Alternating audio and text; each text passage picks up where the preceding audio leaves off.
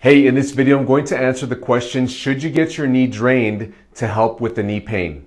Now, if you're thinking about getting your knee drained, you probably are dealing with knee swelling, also called water on the knee. And that swelling is just getting out of control. Your knee looks like a balloon. It looks much bigger than your other knee. You've probably lost motion in your knee. You can't bend it very well. And it's uncomfortable to put pressure on too. And this type of knee swelling feels like there's fluid in there. Like if you push on your skin around your knee, here's a knee joint right here. And if you just imagine all the skin around there and you push around the edges of your knee joint, it feels squishy. It feels like there's water in there. It's not a hard, stiff swelling. It might feel hot and warm as well. Those are common side effects of swelling. You may even have a bulge on the back that is often called the Baker's cyst. That's part of this swelling very often too. All of these types of swelling may be associated with different problems like knee arthritis, a meniscus tear, a ligament injury like an ACL tear, maybe an MCL or a PCL tear too. Or you could just have damage to the cartilage, or you may have none of that. You may have gone to the doctor, you may have had an MRI and they told you everything looks fine. You don't look like you have anything torn, there's no arthritis. That might be the case too, but you've got this strange big knee swelling, or you've got this swelling that's just ruining your life right now. Should you get it drained? Well, I'll answer that question in just a moment. Let's just first talk about how the swelling happens, like what's causing it. Why is there so much fluid inside the knee joints? And why is it that a doctor can just take a syringe or a needle in there and pull out all the fluid and then the swelling's gone, or it's a lot better at least. And then it comes back for many people too. We'll talk about that in just a second. Now, what you need to understand is inside your knee joint, the joint capsule, there's a bunch of ligaments that cover up the knee joint, and the lining of the joint capsule is filled with cells that produce joint fluid. This joint fluid is called synovial fluid. There's always a certain amount of fluid in there that serves to protect and nourish the tissues inside the joint capsule, like the meniscus, which is chunks of cartilage on either side of the knee, the lining of the cartilage on the end of the thigh bone, on the back of the kneecap. There's also ligaments. There's other structures in there that all get nutrition from that fluid. That fluid also serves as a bit of a cushion to the joint, because this knee joint, of course, needs to support your weight every time you go take steps and put weight through the joint. Now, that nutrition part is really important because some of these structures in there, especially like the meniscus and the cartilage, don't have the best blood supply, but they do get nutrition from the fluid itself. Now, if you start to get too much pressure through the knee joint, you start to get irritated in that knee joint, usually because of a muscle imbalance. It's something I talk a lot about here on this channel. You can learn more about that on our channel. By the way, there are many playlists we've made here on our channel. They're in the description below. There's links. If you're suffering from a knee arthritis problem, meniscus problem, cartilage problem, many other issues, you can find a playlist full of many videos with tips, exercises, advice, stretches on how to begin to fix those problems down in the description below. And by the way, if you go check out those videos and you feel this has been really helpful for you and you want to show your gratitude, we would love it if you gave us a super thanks, which helps to keep this channel going so that we can keep bringing you great content to help you keep healthy, active, and mobile.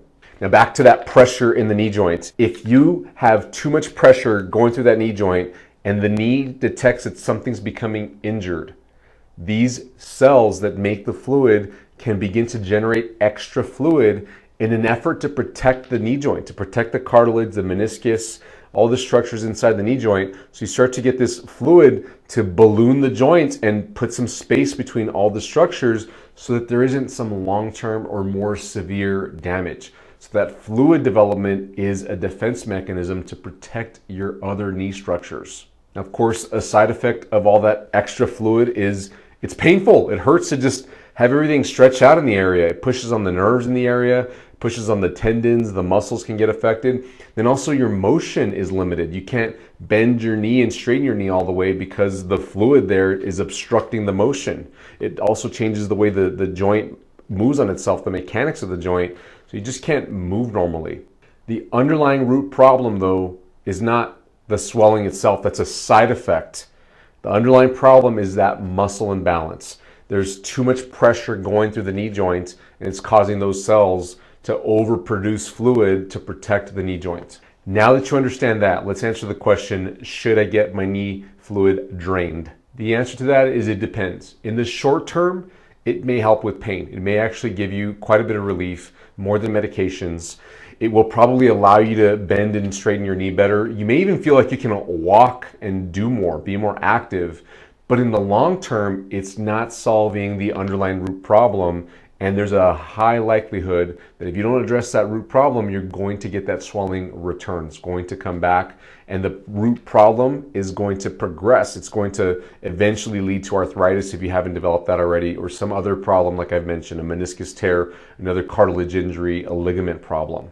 What I would recommend, if I were to see you here in the clinic as a patient and your knee was all exploded, if you're going to start some sort of treatment that's going to address the root problem, please go get that fluid drained. Make sure that you get some relief so that you can begin to do the right exercises. If you're not in a position to start doing exercises, to start doing treatment for this to fix the root problem, you can definitely still go get the fluid drained.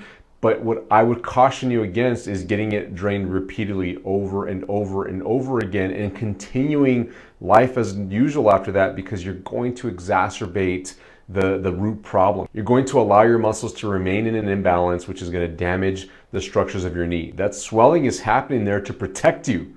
As painful as it might be, as debilitating as it could be for your life right now, it's protecting you. It's a sign. It's your body telling you, stop, get off your feet. You're putting too much pressure on me. You need to change something massively because I'm not letting you walk on this knee. Now, there's another situation where you might get knee swelling.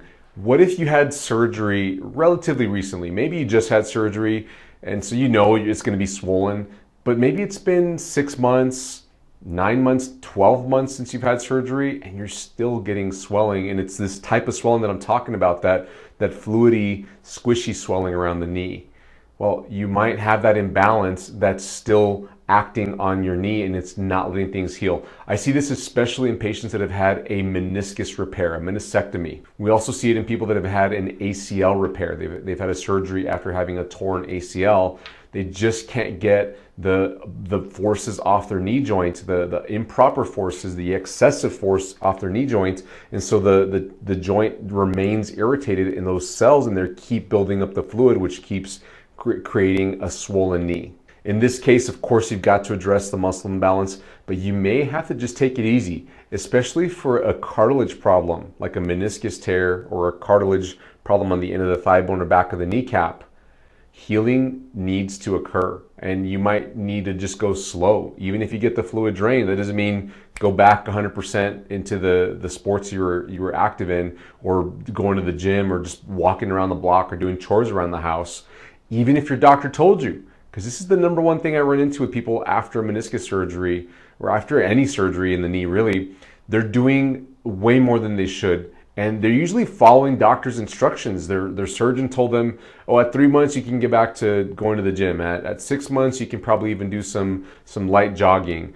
At 12 months for a meniscus repair, you might even be able to get back to jumping, doing CrossFit, heavy stuff. But you might not. You might not follow the normal progression that the doctor expects out of you. You might take longer, but don't force your body through it because you're going to swell. Your body's not ready for it, and it's telling you, if you're swollen, that you need to back off. Now, let's say you get that fluid drained and it comes back. Maybe this isn't the first time you've been dealing with water on the knee or a bunch of knee swelling. That's another clear sign that the root problem, the muscle imbalance that's set up all that extra pressure inside your knee, has to be addressed. If you don't have any chronic knee problems yet, like knee arthritis or meniscus tears, then you're lucky, and you need to listen to these signs now because you're on the pathway to developing knee arthritis problems or a meniscus problem. You need to take the pressure off your knee joint so that you're not repeatedly swelling and over again and just going back to the doctor to get it drained. Many doctors won't drain it more than a couple of times because they know something else is going on that isn't being addressed. It's your muscle imbalance that needs to be addressed, and not every doctor is aware of that. Not many doctors are aware of that at all, and they won't know to tell you to go address that. Now, we've got a program called the 28-Day Knee Health and Wellness Boost Program that's designed at addressing this root muscle imbalance that I'm talking about. You can find a link about it in the description below. Go ahead and go check that out and learn all about it. I'm not going to tell you more about it here on this video. I hope this video was helpful for you. Please drop any comments or questions that you'd like here below, and we'll get back to them as fast as possible. And I'll see you in the next video. Bye-bye.